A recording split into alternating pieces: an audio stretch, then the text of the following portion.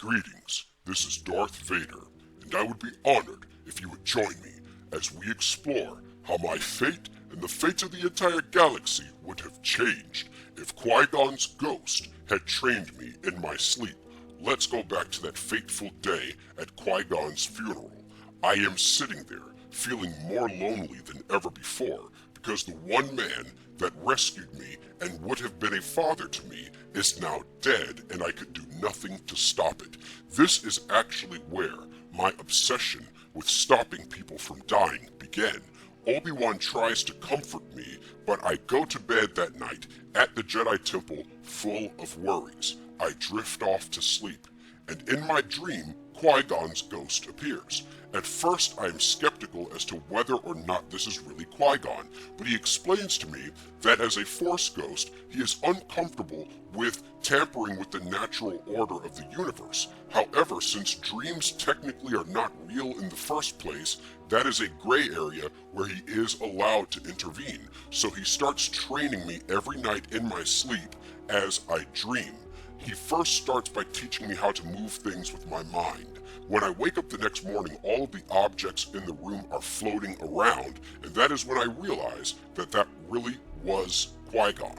So by day, I train with the Jedi, and by night in my dreams, Qui-Gon trains me. However, since at night I am technically asleep, that means when I wake up, my body is fully rested despite spending 24 hours a day training. Qui-Gon even gives me his secret password to the forbidden section of the Jedi Archives, and using his old password, I am able to go in there and learn everything I want to learn. This allows my power to grow exponentially. However, eventually Obi-Wan follows me and finds out I've been going into the Jedi Archives without his permission. He looks at me and scolds me, saying, "How did you get in here?" I explain to him that Qui-Gon's ghost gave me his old password. At first he is skeptical, but then I start saying things to him that only Qui-Gon and he knew about, and that is when he realizes Qui-Gon really has been training me. He looks at me and says, "The next time you want to go into the archives, ask me permission first. That is all I require of you. We have to keep the trust open between us." That is when I agree to only go into the archives with his permission.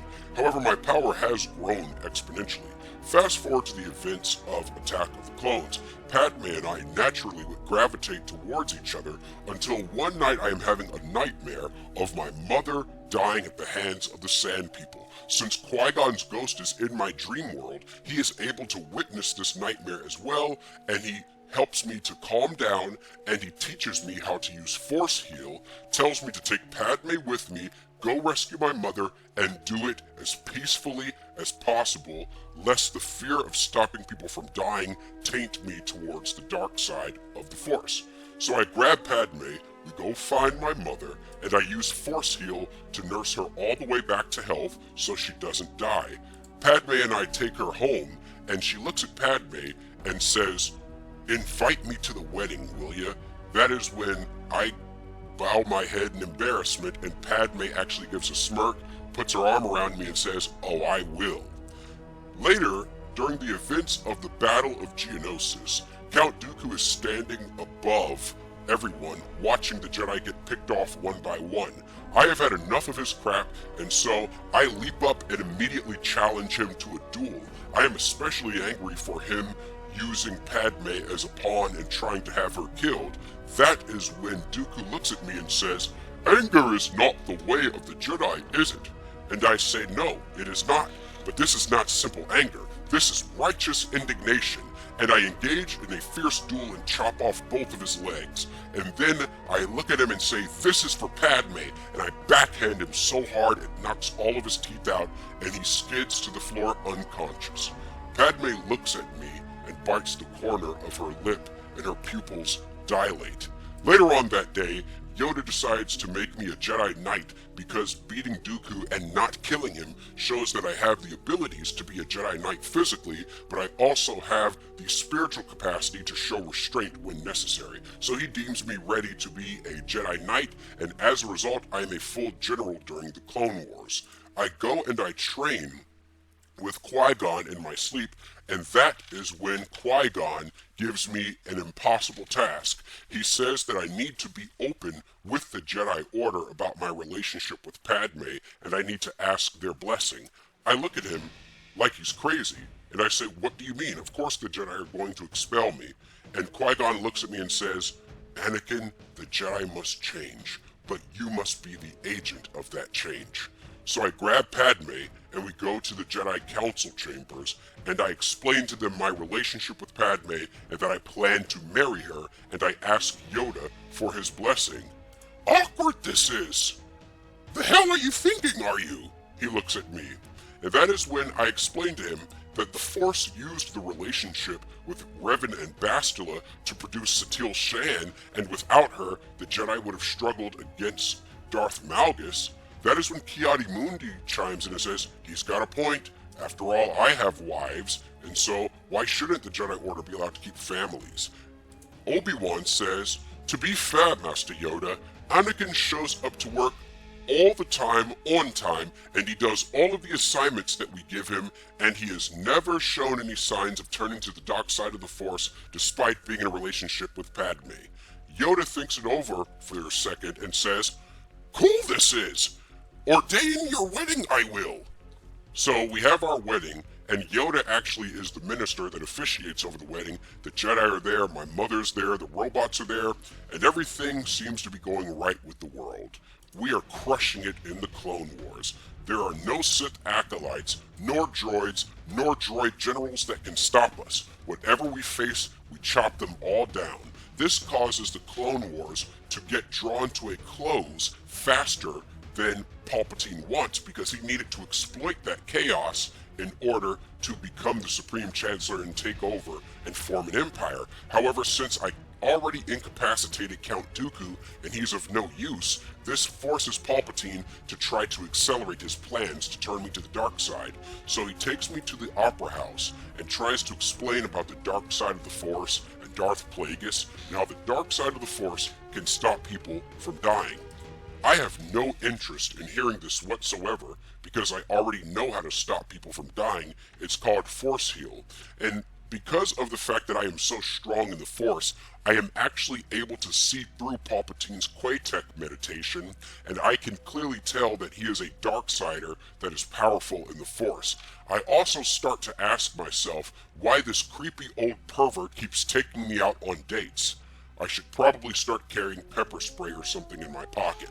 So I go back home to Padme, and I explain to her that Palpatine really freaks me out and we should probably have him impeached for inappropriate conduct, but then she pulls me closer and says, "Don't think about that right now. Let's make Luke and Leia." So we make Luke and Leia. I wake up in the middle of the night because Obi-Wan gives me an emergency transmission stating that the clones have now turned on the Jedi and that there's been an attack at the temple. Palpatine is marching the 501st Legion up there. He had to accelerate Order 66 because he could sense that at that meeting there was no turning me to the dark side, so he would rather just smother all the Jedi out now so none of them could form a rebel alliance later.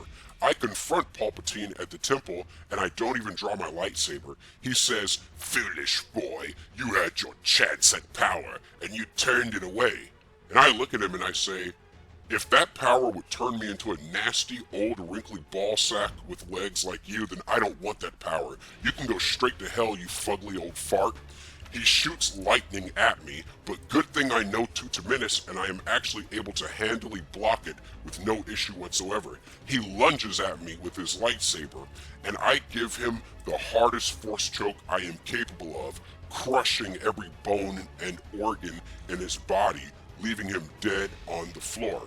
But we still have the clones to deal with because Order 66 has not yet been revoked. I go to check on the younglings and make sure they are okay. That is when Soros Bandim tells me that there are too many of them. What are we going to do? And I look at him and I rub his head gently and I say to him, "Soros, you are the team captain for your team. You will make sure that all of your fellow younglings get to the shuttle safely. Now go, Soros. I'm counting on you." Soros looks at me and says, "Master Skywalker, I want to be like you one day."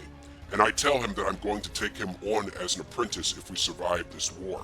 Later, the senators have an emergency meeting to discuss why the clones have turned on the Jedi. That is when Order 66 comes up. So the Senate has an emergency vote, and they vote to rescind Order 66, canceling it, and they vote to have all of the clones stand down. This results in the war ending with minimal loss of Jedi. Mace Windu sees my heroic interventions, and he immediately ordains me as a Jedi Master. Even though at this point I'm more powerful than him, so it really doesn't make a difference, but I still bow my head in humility and accept it. Later that day, Yoda says, "Too old for this I am. Abstain for being a Jedi, I will." So Yoda retires from the Jedi Order to go live in peace in a hut somewhere, and he appoints Mace Windu, his successor, as the Grand Master. Mace Windu, in turn, appoints me as the Master of the Order, which is basically Mace Windu's old job. I move to Naboo with Padme, where she retires from public life to live with me and raise Luke and Leia. And last of all, Kit Fisto dies of a horrible gonorrhea infection that he got from a Twi'lek prostitute on Nar Shaddaa. And that is how the story would go. Let me know what you think in the comments below.